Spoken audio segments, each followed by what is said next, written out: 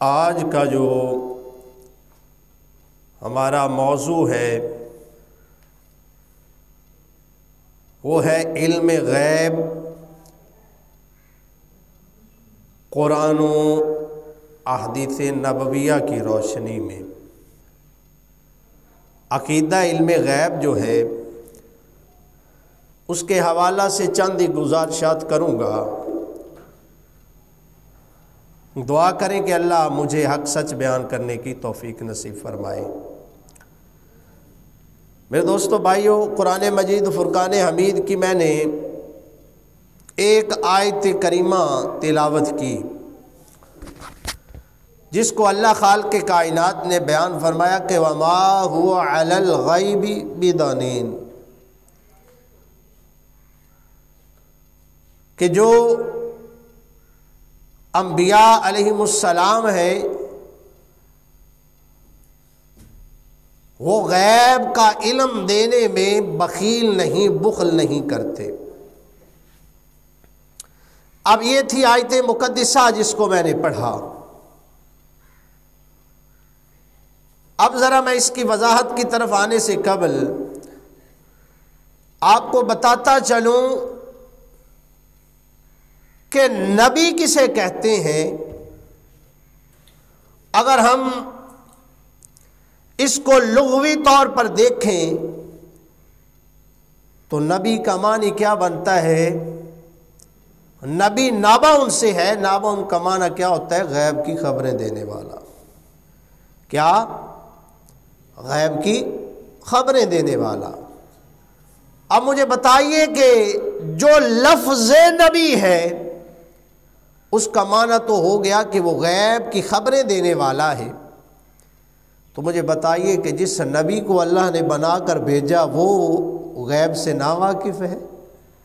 جس کے لفظ کا معنی ہی یہ بن رہا ہے کہ وہ غیب کی خبر دینے والا ہے، تو اب اس بات کی میں آگے وضاحت کرتا چلا جاؤں کہ کہیں ہم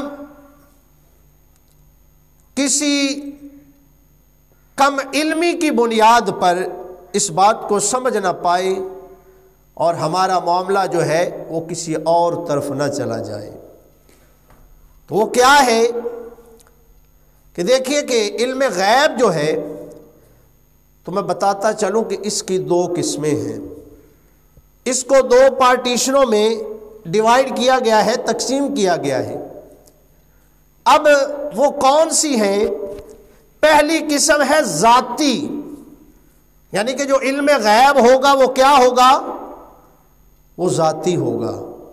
اور دوسرا ہے علم غیب کی جو دوسری قسم ہے وہ ہے عطائی، یعنی کہ جو کسی نے عطا کی ہو، جو کسی کی طرف سے کسی کو ملی ہو اس کو عطائی کہتے ہیں، اور جو اپنی ہو، کسی سے لی نہ گئی ہو، کسی کی محتاجی نہ ہو، اس کو کیا کہتے ہیں؟ ذاتی کہتے ہیں۔ یہ دو باتیں سمجھ آ گئی، عطائی اور ذاتی۔ اب ذاتی جو قسم ہے وہ کس کے لیے ہے اور عطائی جو قسم ہے وہ کس کے لیے ہے، اس کی میں وضاحت کرتا ہوں۔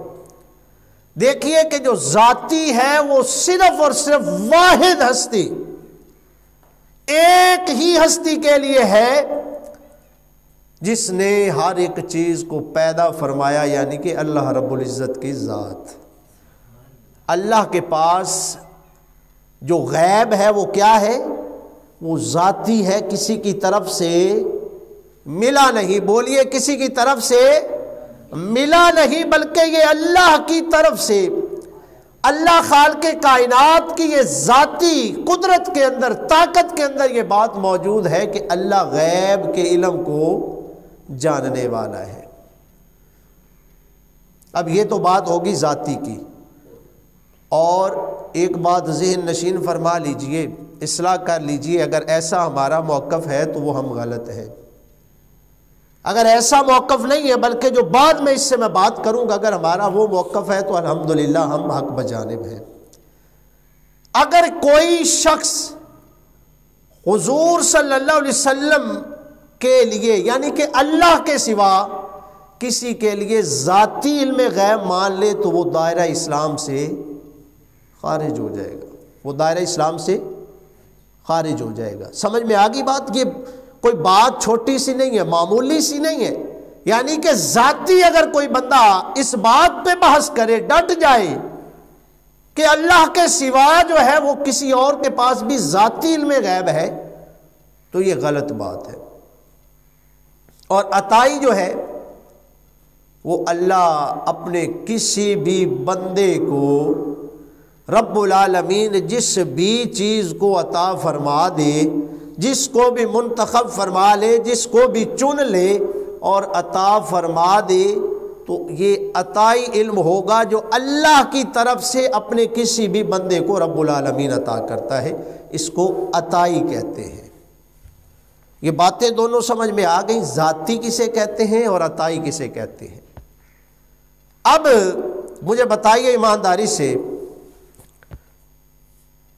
کہ اللہ کسی کو بھی کچھ دینے میں کسی سے پوچھے گا، کسی سے مشورہ لے گا، یا وہ کسی سے لے کر اللہ عطا کرے گا کسی کو؟ کسی سے پوچھ کر کہ اسے عطا کیا جائے، اسے نہ عطا کیا جائے؟ کوئی ہے ایسی ہستی، کوئی ہے ایسی شخصیت کہ جس سے مشورہ کیا جائے؟ تو الیاذ باللہ ایسی ہم سوچ بھی نہیں رکھ سکتے کہ اللہ خالق کائنات جس وقت جسے چاہے، جتنا چاہے، جب چاہے، جتنی بار چاہے، وہ عطا کرنے پہ قادر ہے، وہ چاہے جسے بھی عطا کر دے۔ تو اس میں جب اللہ عطا کرنے والا ہے، رب العالمین عطا کرنے والا ہے، تو پھر مجھے اور آپ کو بحث کرنے کی ضرورت ہی نہیں ہے کہ علم غیب اللہ نے کسی اور کو عطا کیا ہے یا نہیں کیا۔ آئیے ذرا ہم آگے بڑھتے ہیں۔ دیکھیے کہ سیدنا سلیمان علیہ السلام،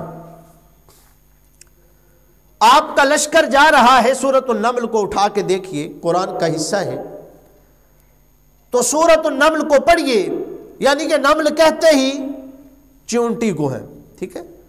تو نمل عربی میں چونٹی کو کہا جاتا ہے۔ تو اب سیدنا سلیمان علیہ السلام کا لشکر جرار آپ تشریف لے کر جا رہے ہیں، اور مفسرین کرام نے لکھا کہ ایک چونٹی ان میں سے، جو چونٹیاں وہاں پر تھیں اپنے کام میں مصروف تھیں، اپنا جو رزق ہے اس کو اکٹھا کرنے میں محو تھی، مصروف تھیں، تو ان میں سے ان کی جو لیڈر تھی، ایک جو بڑی چونٹی تھی جس کو دانا کہتے ہیں، وہ بول کر کہتی ہے دوسری چونٹیوں سے اپنی زبان میں کہ اپنی اپنی بلوں میں گھس جاؤ، کہیں سلیمان نبی تمہیں بے خبری میں، بے شعوری میں آ کر روند نہ ڈالے۔ یعنی کہ سلیمان کا لشکر کہیں ہمارے اوپر سے گزر نہ جائے، روند نہ ڈالے ہمیں۔ اب مفسرین کرام نے لکھا کہ وہ جو فاصلہ تھا نا، ایک روایت کے مطابق وہ 3 کلومیٹر تھا، 3 میل تھا، ایک جگہ پر 30 میل کا بھی ملتا ہے، کہ وہ جو فاصلہ تھا، چونٹی جہاں پر کھڑی ہو کر یہ بات کہہ رہی تھی کہ کہیں سلیمان نبی ہمیں لاشعوری میں، کہیں بے خبری میں ہمیں روند نہ ڈالے، کچل نہ ڈالے۔ تو سیدنا سلیمان علیہ السلام وہ 3 میل یا 30 میل کے فاصلے پر کھڑے ہو کر مسکرا رہے تھے کہ ذات کی کتنی چھوٹی چونٹی ہے، اور نبی کو کہتی ہے کہ اسے علم نہیں، نبی کو کہتی ہے کہ یہ بے خبری میں چلا جائے گا، نبی کو کہتی ہے کہ یہ روند کر چلا جائے گا۔ تو سیدنا سلیمان علیہ السلام قریب گئے، اور قریب جا کر وہ لاکھوں کروڑوں اربوں خربوں جو چونٹیاں پھر رہی تھیں، تو ان میں سے جس چونٹی نے بات کی تھی نا، اسی چونٹی کو پکڑا اور اپنے ہاتھوں پہ رکھ لیا۔ جب اٹھا لیا چونٹی کو، تو سیدنا سلیمان علیہ السلام، چونکہ پرندوں کی بولیاں بھی جانتے تھے نا آپ، سیدنا سلیمان علیہ السلام کا یہ معجزہ تھا کہ آپ پرندوں کی بولیاں بھی جانتے تھے۔ تو آپ نے اس سے مخاطب ہو کر کہا کہ تو کیا کہہ رہی تھی، تیری کیا اوقات ہے اس نے یقیناً یہ بات تو عرض کی ہوگی نا، حضور پہلے تو کسے کم دے بھی نہیں سا، لیکن اب آپ کے ہاتھ پہ آ گئے ہیں تو اب میرے جیسی کوئی اور ہے نہیں، کیونکہ نبی کے ہاتھ پہ آ گئی ہوں نا۔ تو سیدنا سلیمان علیہ السلام نے اس چیونٹی کو پکڑا اور پکڑ کر اس سے مخاطب ہوئے اور اس کو پھر یعنی کہ چھوڑ دیا۔ اب میں یہ بات کرنا چاہتا ہوں کہ جب سیدنا سلیمان علیہ السلام اس چیونٹی کی آواز کو سن سکتے ہیں، کیا یہ غیب کا علم نہیں ہے یا نہیں ہے نا غیب کا علم؟ چلیے آئیے سیدنا سلیمان علیہ السلام کی ہی دوسری بات سنا دیتا ہوں، قرآن کا یہ بھی حصہ ہے۔ تو سیدنا سلیمان علیہ السلام نے جب فرمایا تھا کہ ملکہ بلقیس کا تخت کون لائے گا، تو جنوں نے کہا کہ میں لے آؤں گا، اتنے وقت میں لے آؤں گا، اتنے وقت میں لے آؤں گا، ان میں سے ایک ایسا بندہ تھا کہ جس نے کہا میں آنکھ چپکنے سے پہلے، پلک جو ہے نا اس کو چپکنے سے پہلے میں وہ جو اس کا اتنا بڑا جو تخت ہے وہ میں لا کر دے سکتا ہوں، اور وہ لے کر آیا۔ یہ قرآن کا حصہ ہے۔ اب آگے چلتے ہیں کہ ایک دن حضرت عمر فاروق رضی اللہ تعالیٰ عنہ آپ جمعے کا خطبہ ارشاد فرما رہے ہیں، آپ نے اچانک نہ اپنے لفظوں کو تبدیل فرمایا۔ آپ فرمانے لگے یا ساریۃ الجبل، اے ساریہ پہاڑ کے پیچھے دیکھ۔ سارے صحابہ حضرت عمر فاروق کی طرف تک رہے ہیں کہ ساریہ تو یہاں پر موجود نہیں، وہ تو اتنے میلوں کے فاصلے پر ایک جنگ کے لیے گئے ہوئے ہیں، اور حضرت عمر فاروق رضی اللہ تعالیٰ عنہ یہاں پر بیٹھ کر کہہ رہے یا ساریۃ الجبل، اے ساریہ پہاڑ کے پیچھے دیکھ۔ جب وہ قافلہ واپس آیا تو اب وہ جو صحابہ وہاں پر موجود تھے اور جو جنگ میں موجود تھے وہ سارے کے سارے اکٹھے ہوتے ہیں، اور عمر فاروق کے پاس جب حضرت ساریہ آتے ہیں نا تو شکریہ ادا کرتے ہیں کہ اے عمر فاروق، اے امیر المومنین، آپ کی وجہ سے ہم بچ گئے، وگرنہ ہم تباہ و برباد ہو جاتے۔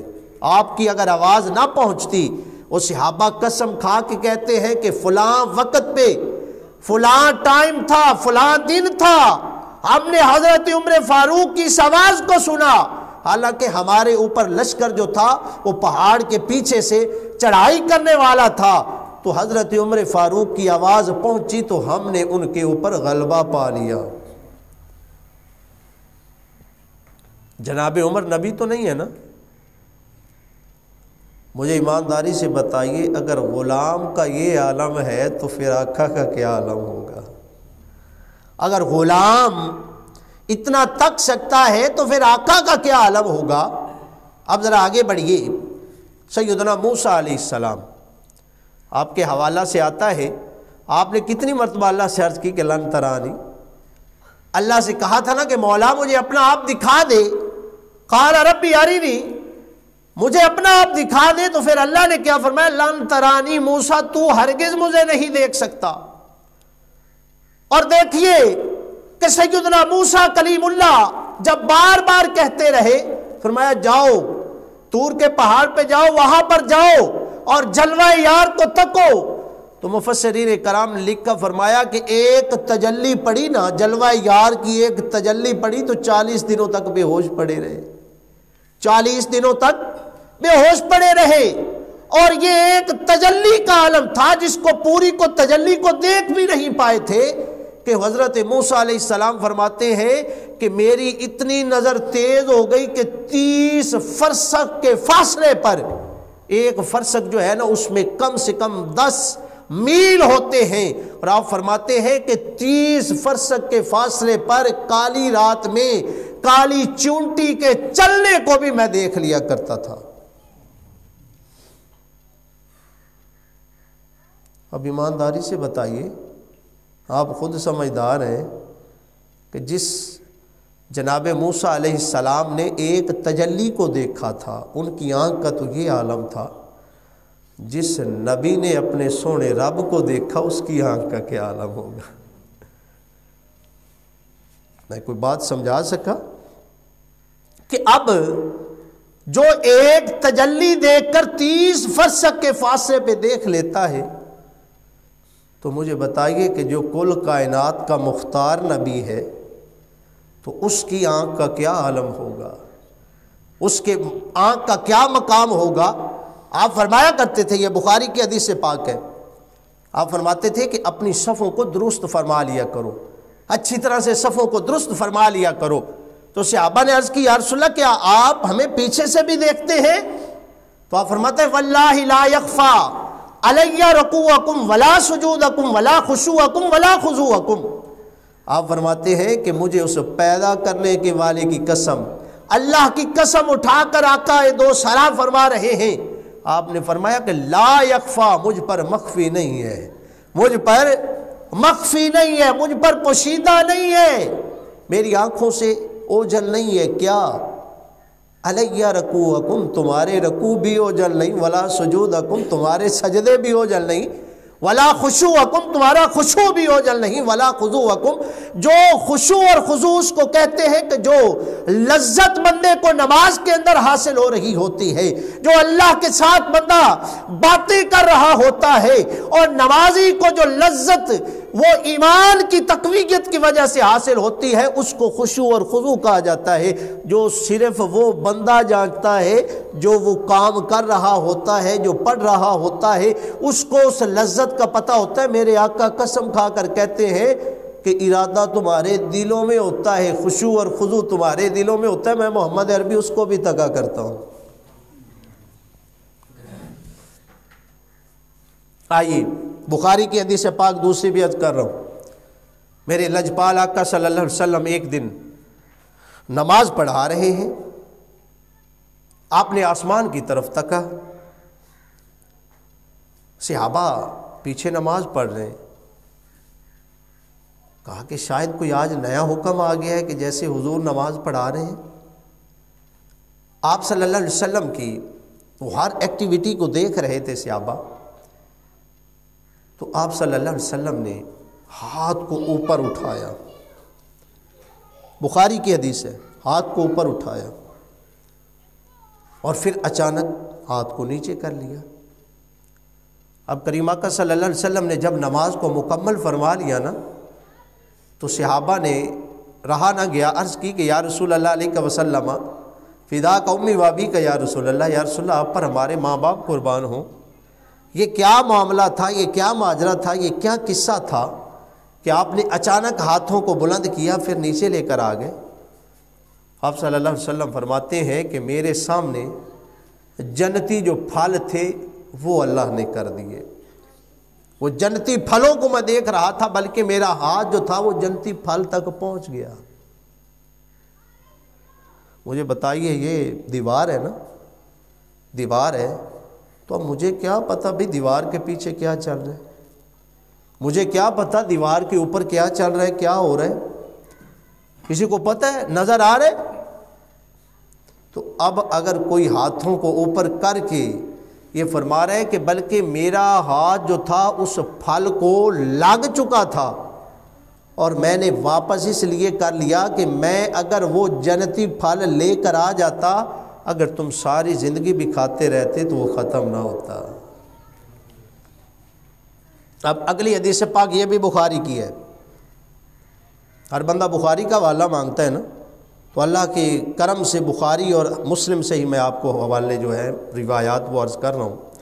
حضرت جعفر طیار، طیار آپ اڑان کی وجہ سے طیار آپ کا لقب پڑا، کہ ایک جنگ کے دوران جب آپ شہید ہو گئے نا، تو صحابہ نے حضرت جعفر طیار کی لاش کو ڈھونڈنا شروع کر دیا، لیکن آپ کی لاش نہیں مل رہی۔ تو حضور صلی اللہ علیہ وسلم نے جب آسمان کی طرف نگاہ کو اٹھایا نا، تو فرمایا کہ میرے جعفر کو آسمانوں کے اوپر فرشتے غسل دے رہے ہیں۔ اب دیکھیے کہ تھوڑی دیر کے بعد حضرت جعفر طیار وہیں پر موجود تھے۔ اسی ایک جنگ کے دوران دیکھیے کہ حضور صلی اللہ علیہ وسلم نے غزوہ بدر کے اندر حضور صلی اللہ علیہ وسلم نے، یہ بھی بخاری اور مسلم متفق علیہ روایت ہے جو میں ابھی عرض کر رہا ہوں، چونکہ وقت کے دامن میں گنجائش نہیں، تھوڑی تھوڑی میں حدیثیں آپ کو بیان کرتا جا رہا ہوں تاکہ علم غیب کے حوالہ سے ہمارا ذہن جو ہے وہ وسیع ہو، ہمارے ذہن کے اندر یہ بات واضح اور کلیئر ہو کہ عطائی جو علم غیب ہے، پہلے میں نے اس کی عرض کی تھی وضاحت، عطائی علم غیب جو ہے اللہ جسے چاہے، جتنا چاہے، جس وقت چاہے، جتنا جسے چاہے وہ عطا کر دے، اس پہ کوئی پابندی نہیں ہے، نہ ہی اللہ کسی سے مشورہ لے گا۔ اب حضور صلی اللہ علیہ وسلم آپ نے ایک دائرہ لگایا چھڑی کے ساتھ اور فرمایا کہ یہاں پر فلاں کافر مرے گا، آگے تشریف لے جاتے ہیں، دوسرا دائرہ لگایا، فرمایا یہاں پر یہ کافر مرے گا، آگے دائرہ لگایا، فرمایا یہاں پر یہ کافر مرے گا۔ صحابہ قسم کھا کر کہتے ہیں کہ ہمیں ان اللہ کی جو پیدا کرنے والی ذات ہے اس کی قسم، جب جنگ شروع ہوئی، جنگ ہو رہی تھی، تو میرے لجپال آقا نے جہاں جہاں پر جو جو بھی نشان لگایا تھا اور نام لکھا تھا کہ فلاں کافر یہاں پر مرے گا، اسی طرح سے ایک ذرے کے برابر بھی فرق نہیں پڑا، وہیں پہ وہ کافر مرا ہوا ہم نے دیکھا۔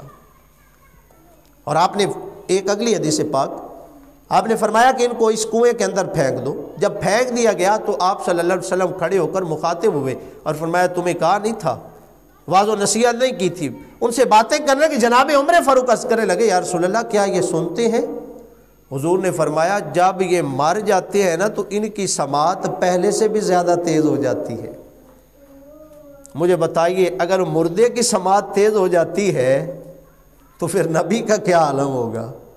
اگر عام مردہ جو ہے اس کی سماعت مر جانے کے بعد تیز ہو جاتی ہے تو جو نبی آخر الزمان اس دنیا سے تشریف لے گئے تو کیا آپ کی سماعت میں کمی واقع ہوگی؟ یہ سراسر زیادتی ہے۔ اب اتنی ساری میں نے روایات عرض کر دی ہیں، اب دیکھیے کہ ایک اور دارمی شریف کی حدیث پاک بھی عرض کر دیتا ہوں۔ امام دارمی رحمۃ اللہ علیہ نے سنن دارمی کے اندر اس کو نقل فرمایا۔ آپ صلی اللہ علیہ وسلم نے اس حدیث پاک سے پہلے ہم سب جب قبرستان میں جاتے ہیں تو کیا کرتے ہیں؟ حدیث پاک میں سلام ملتا ہے نا، کس طرح سے قبرستان جب جاؤ تو سلام کرو، السلام علیکم یا اہل القبور یغفر اللہ لنا ولکم انتم سلفنا ونحن بالاسر، یہ ہم پڑھتے ہیں نا، سلام کرتے ہیں نا۔ تو مجھے بتائیے ایمانداری سے اگر ان کو فائدہ نہیں ہوتا، اگر وہ سنتے نہیں ہیں تو سلام کہنے کا حکم کیوں دیا گیا؟ اب چلو ایک اور حدیث پاک قبر سے یاد آ گئی، میرے لجپال آقا صلی اللہ علیہ وسلم سفر پر جا رہے تھے تو آپ دو قبروں پر کھڑے ہو گئے، فرمایا کانتا یعذبانی، ان دو قبر والوں کو عذاب ہو رہا ہے۔ جب یہ بات کہی تو صحابہ دیکھ رہے ہیں، اب دیکھیے کہ اب زمین کا معاملہ ہے نا، قبر بند ہے، زمین کے نیچے وہ منو ٹنوں کے حساب سے مٹی اس بندے کے اوپر پڑی ہوئی ہے اور وہ قبر کے نیچے پڑا ہوا ہے، زمین کے نیچے پڑا ہوا ہے، تو میرے لجپال آقا فرماتے ان دو قبر والوں کو عذاب ہو رہا ہے۔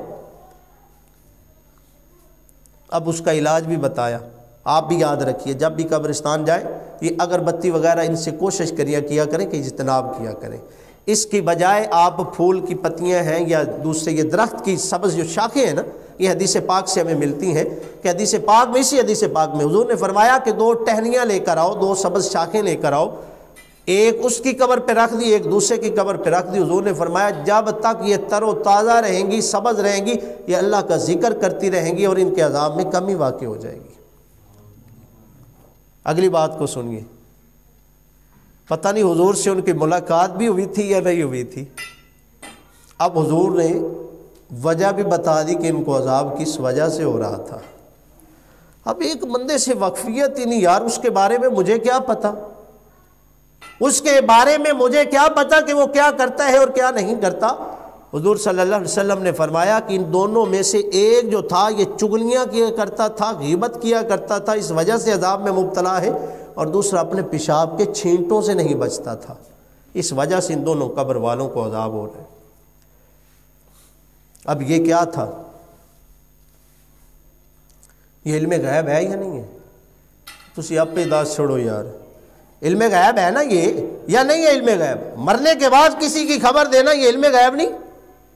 اسی کو تو علم غیب کہتے ہیں۔ چلو بخاری کی ایک اور حدیث پاک میں پڑھ دیتا ہوں، دارمی کی جو حدیث پاک میں نے شروع کی۔ ایک دن میرے لجپال آقا صلی اللہ علیہ وسلم، اور تفسیر ابن کثیر کے اندر امام ابن کثیر نے بھی اس کو نقل کیا ہے، آپ فرماتے ہیں کہ کریم آقا صلی اللہ علیہ وسلم جلوہ فراز ہیں، ان حمرۃ جاءت فوق رأسہ، حضور صلی اللہ علیہ وسلم کے سر انور کے اوپر، ان حمرۃ جاءت فوق رأسہ، حضور کے سر انور کے اوپر ایک سرخ رنگ کا پرندہ آیا اور وہ طواف کرنے لگا، یعنی کہ وہ چکر کاٹنے لگا۔ اب ذرا غور کیجئے گا، حضور صلی اللہ علیہ وسلم کے سر انور کے اوپر جب چکر کاٹ رہا تھا، صحابہ فرماتے ہیں ابھی تک اس پرندے نے اپنی زبان میں بھی اپلیکیشن نہیں پیش کی تھی، اپنی زبان میں بھی درخواست نہیں کی تھی، پریشانی جو ہے اپنی زبان میں بھی نہیں بتائی تھی کہ یا رسول اللہ مجھے یہ پریشانی ہے۔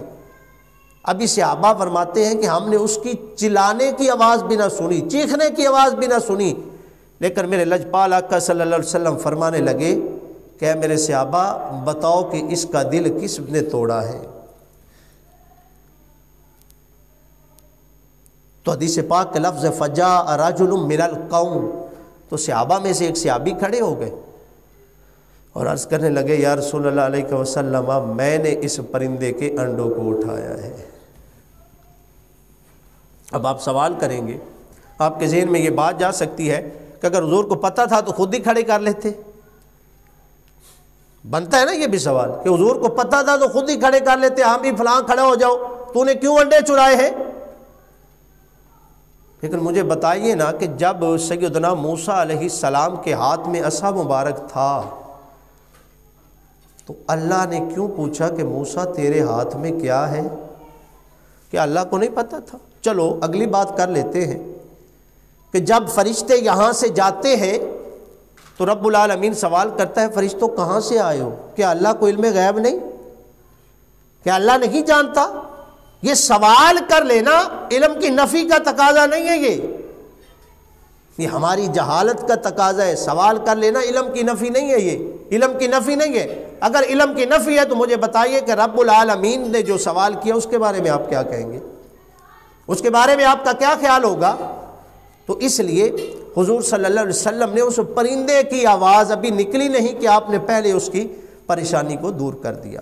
اب اگلی حدیث پاک کو سنیے، بخاری کی حدیث پاک ہے یہ بھی، اور اس حدیث پاک کو دیکھیے کہ حضور صلی اللہ علیہ وسلم تشریف فرما ہے، صحابہ بھی جلوہ فراز ہے، ایک آواز پیدا ہوئی، آواز آئی، جب آواز پیدا ہوئی نا تو حضور نے فرمایا اتدرون ما ھذا، اے میرے صحابہ کیا تم جانتے ہو کہ یہ کیسی آواز ہے؟ تو صحابہ نے عرض کی یا رسول اللہ اللہ و رسول عالم، اللہ اور اس کا رسول ہی بہتر جانتے ہیں، ہمیں تو نہیں پتا۔ اب میرے لجپال آقا صلی اللہ علیہ وسلم نے کیا ارشاد فرمایا؟ میرے لجپال آقا صلی اللہ علیہ وسلم نے فرمایا، ذرا غور کیجئے گا، یہ آواز کیسی تھی، کہاں سے پیدا ہوئی، کب پیدا ہوئی، یہ کس کی آواز تھی، کہاں کس مقام پہ یہ آواز پیدا ہو رہی تھی، اس سارے کے احوال کو بتا دیا۔ صرف آواز نہیں بتائی کہاں پہ پیدا ہوئی، بلکہ مقام بھی بتا دیا، کب پیدا ہوئی، کب جا کر یہ مکمل ہوئی، ہر ایک چیز کو میرے آقا نے سارا کا سارا وضاحت کے ساتھ بیان فرما دیا۔ کیا؟ اب ذرا حدیث پاک کو سنیے، آپ صلی اللہ علیہ وسلم نے فرمایا ھذا حجر رومی منذ 70 خریفا فی النار الآن فہو یہوی حتی انتہی الی کاریہا۔ کریم آقا صلی اللہ علیہ وسلم نے فرمایا کہ میرے صحابہ 70 سال پہلے، کتنا؟ 70 سال پہلے جہنم کی اوپر والی سطح سے ایک پتھر کو پھینکا گیا۔ کس چیز کو؟ پتھر کو، حجر پتھر کو کہتے ہیں، 70 کا لفظ آ گیا یعنی کہ 70 کو کہتے ہیں۔ فرمایا کہ ایک پتھر کو 70 سال پہلے پھینکا گیا، 70 سال تک وہ مسلسل سفر کرتا رہا، آج وہ جہنم کی نچلی سطح پر آ کر گرا ہے۔ میں محمد عربی نے اس آواز کو بھی سماعت فرما لیا ہے۔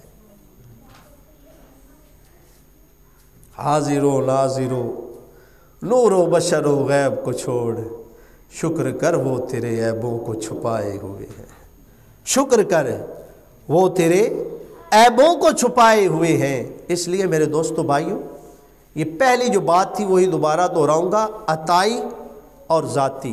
حضور کا علم جو ہے یا اپنے بندوں کو جو اللہ نے عطا کیا وہ عطائی علم ہے، یعنی کہ اللہ نے عطا کیا، اور اللہ کے سوا کسی کے لیے ذاتی علم ماننا یہ ظلم ہے اپنی جان کے اوپر، یعنی کہ بندہ یوں سمجھ لے کہ اپنے ایمان سے وہ خالی ہو رہا ہے اگر وہ کسی اور کے لیے اللہ کے سوا ذاتی علم غیب مان لے۔ لیکن عطائی علم غیب کا انکار ہم نہیں کر سکتے۔ عطائی علم غیب اللہ نے عطا کیا، جسے بھی جتنا عطا کر دیا۔ اس لیے یہ علم غیب کے حوالہ سے چند ایک باتیں تھیں جو میں نے آپ کے گوش گزار کر دی ہیں۔ امید کرتا ہوں کہ آپ کو ان باتوں کی سمجھ آ گئی، حدیثوں کی سمجھ آ گئی۔ حوالہ دینا ساتھ ساتھ ویسے تو میں بتاتا گیا ہوں نا، لیکن مکمل ڈیٹیل اس لیے نہیں بتا سکا چونکہ وقت اتنا نہیں ہوتا ایک ایک کو میں ڈیٹیل کے ساتھ بات کروں، لیکن اگر کسی کو حوالے کی ضرورت ہو تو میں حاضر ہوں، یہاں پر بیٹھا ہوں، یہاں پر موجود ہوں۔ حوالہ دینا میرا کام ہے، باقی دکھانا میرا کام ہے، اور عمل کرنا نہ کرنا یہ آپ کے بس میں ہے۔ ہم نے تو اپنی کوشش مکمل کر لی۔ دعا ہے کہ اللہ رب العزت ہمیں اس موضوع کو صحیح معنوں میں